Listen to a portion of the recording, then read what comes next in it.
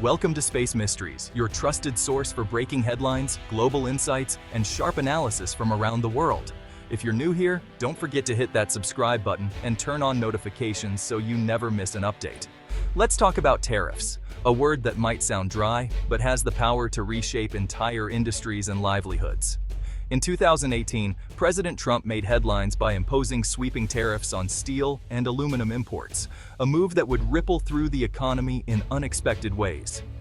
The administration slapped a 25% tariff on imported steel and a 10% tariff on aluminum, arguing that these measures would protect American steelworkers, boost domestic production, and even safeguard national security.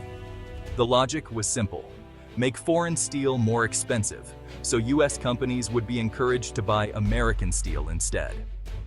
The hope was to revive manufacturing jobs and restore the glory days of American industry.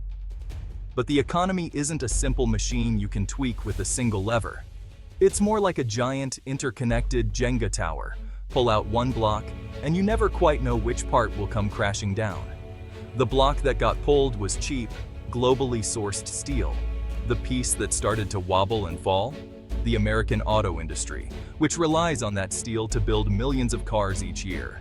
Steel isn't just a finished product sitting in a warehouse. It's the backbone, the raw material that countless industries depend on, especially car manufacturers who need tons of it for every vehicle. So, while the policy was designed to save jobs in steel mills, it ended up putting thousands of auto manufacturing jobs at risk, as higher steel prices squeezed profits and forced tough decisions. Ford and GM, icons of American industry, suddenly found themselves caught in the crossfire of a trade war, facing higher costs and global competition that didn't have to pay those tariffs. The push for America First steel came with a hidden cost, a price tag that automakers and their workers would ultimately be forced to pay, raising tough questions about who really benefits from these kinds of policies. At their most basic, cars are really just giant metal boxes on wheels. Strip away the paint, the seats, and the fancy electronics, and what you're left with is a shell, mostly made of steel. This strong, durable metal forms the backbone of nearly every vehicle on the road today, providing the structure that keeps us safe and the frame that holds everything together. The average car contains about 20,400 pounds of steel. That's more than a ton of metal in every vehicle, making steel absolutely essential for automakers like Ford, GM, and countless others. Without it, modern cars simply wouldn't exist as we know them. These companies purchase millions of tons of steel every single year. Because they buy so much, even a tiny increase in the price of steel can translate into millions of dollars in extra costs that can quickly spiral out of control if not managed carefully. To keep their expenses in check and stay competitive, automakers source steel from all over the world. This isn't about loyalty or patriotism, it's about survival in a cutthroat global market where every penny counts. But when a 25% tariff on imported steel was suddenly imposed, it sent shockwaves through the industry. Overnight, carefully balanced budgets were thrown into chaos, and executives scrambled to figure out how to absorb the new costs. Domestic steel producers, now shielded from foreign competition, took advantage of the situation and raised their prices as well. So, whether automakers bought steel from abroad or from within the US, they ended up paying more. There was simply no way to avoid the hit. The entire business model of predictable, stable material costs was shattered. Suddenly, every car rolling off the assembly line cost more to build, and the ripple effects were felt throughout the industry. Engineers and managers faced tough decisions, from cutting costs elsewhere to delaying new projects. Production lines slowed, and uncertainty grew. The real question wasn't whether this would hurt, but just how much pain it would cause, and who would ultimately bear the burden. Spoiler alert, it wasn't just the big car companies who suffered. Workers, families, and entire communities felt the impact, proving that when the cost of steel rises, the effects ripple far beyond the factory floor. Let's do the math. When we talk about tariffs, we're really talking about a chain reaction that starts with a single policy decision and ripples through the entire economy. It's not just a number on a spreadsheet. It's a real cost that affects real people, from factory workers to families shopping for a new car. Before tariffs, steel cost about $750 a ton. But after the tariffs were imposed, that price shot up to nearly $940 per ton. That's a massive jump in a short period. And it didn't just affect imported steel.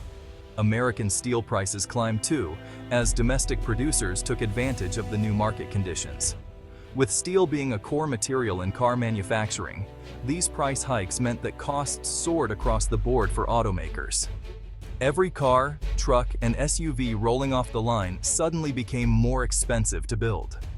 Multiply that extra cost by millions of tons of steel used each year, and you're looking at billion-dollar headaches for companies like Ford and GM. The impact was immediate and significant. Ford's CEO publicly stated that tariffs cost the company $1 billion in profit in just 1 year. GM faced similar losses, with both companies forced to rethink their budgets, investments, and even hiring plans. But automakers don't just absorb those losses. Instead, they pass them on to consumers in the form of higher prices for new vehicles. That means families shopping for a car end up paying more, even if they have no idea why. According to the Center for Automotive Research, tariffs added between $250 and $400 to the price of every new car sold in America.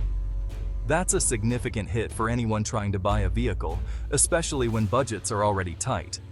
So, a policy that was supposed to help American workers and industries ended up making cars more expensive for American families.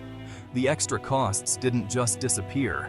They landed squarely on the shoulders of everyday people. Higher prices led to weaker sales, as more buyers hesitated or delayed their purchases. That put even more pressure on automakers, who were already struggling with rising costs and shrinking profits. It's a vicious cycle. Higher costs lead to higher prices, which lead to lower demand, and ultimately, more financial pain for the entire industry. The intended benefits of the tariffs were quickly overshadowed by these negative effects. In the end, the math just didn't add up for anyone in the auto industry. Workers faced layoffs, factories slowed production, and communities dependent on these jobs felt the impact. The win that was promised was nowhere to be found. Just higher prices, lost jobs, and a lot of frustration for everyone involved. Facing billion-dollar losses, automakers cut costs and jobs. GM closed 5 North American plants and laid off over 14,000 workers. Ford launched an $11 billion restructuring, cutting 7,000 salaried jobs.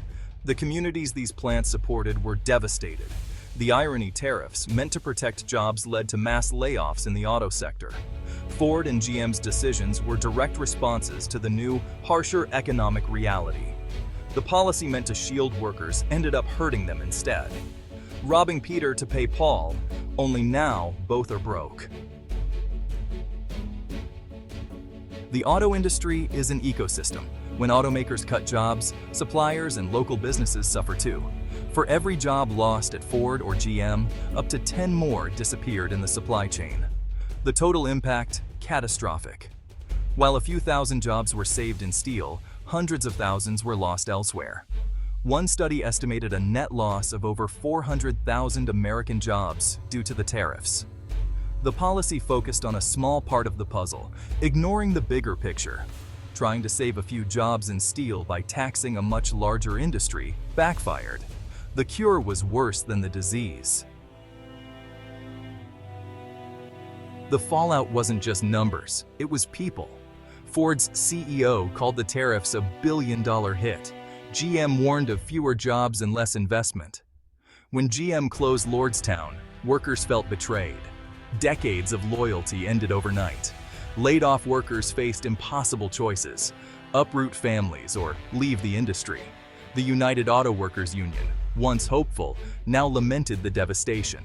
The disconnect between political promises and reality was stark. While the administration celebrated steel, auto workers packed up their lives. The policy meant to help them had sealed their fate. The economic damage was real, and the human cost was immense. For many, the American dream was replaced by uncertainty. The pain didn't stop at cars. Steel and aluminum are everywhere. Appliances, beer cans, construction equipment all got pricier. Brewers faced a $347 million tax from aluminum tariffs. Caterpillar's costs soared. Retaliatory tariffs hit American exports. Harley-Davidson, bourbon, soybeans. Even industries not using steel suffered as foreign markets closed. The result? A slower, less competitive economy. A Federal Reserve study found higher prices, but no significant manufacturing job gains. Jobs lost to retaliation and higher costs outweighed any steel sector gains. The policy was a shotgun blast at a fly, hitting everything but the target. The collateral damage was massive. After all the pain, did the tariffs help steel? Not really. There was a brief bump. U.S. Steel restarted furnaces, hired a few hundred workers, but higher prices hurt steel's biggest customers, shrinking demand. The sugar high faded, production and jobs stagnated or declined. The tariffs didn't fix deeper problems like global overcapacity or outdated plants. After the initial surge, layoffs and idled plants returned. The policy was a costly, temporary band-aid. The steel industry's wounds remained. What have we learned? Simple, tough-sounding policies can have devastating, unintended consequences. The steel tariffs, meant to save manufacturing, ended up hurting it, especially autos. Ford and GM were wounded, workers lost jobs, and cars got pricier. The attempt to save a few thousand steel jobs cost hundreds of thousands elsewhere. The future of American manufacturing demands smarter, more nuanced policies. You can't build a strong house by weakening its foundation. The tariffs failed to deliver a sustainable boom, failed to create net jobs, and failed the auto industry. When politicians promise simple fixes, it's often workers who pay the price, in lost jobs, closed factories, and broken dreams.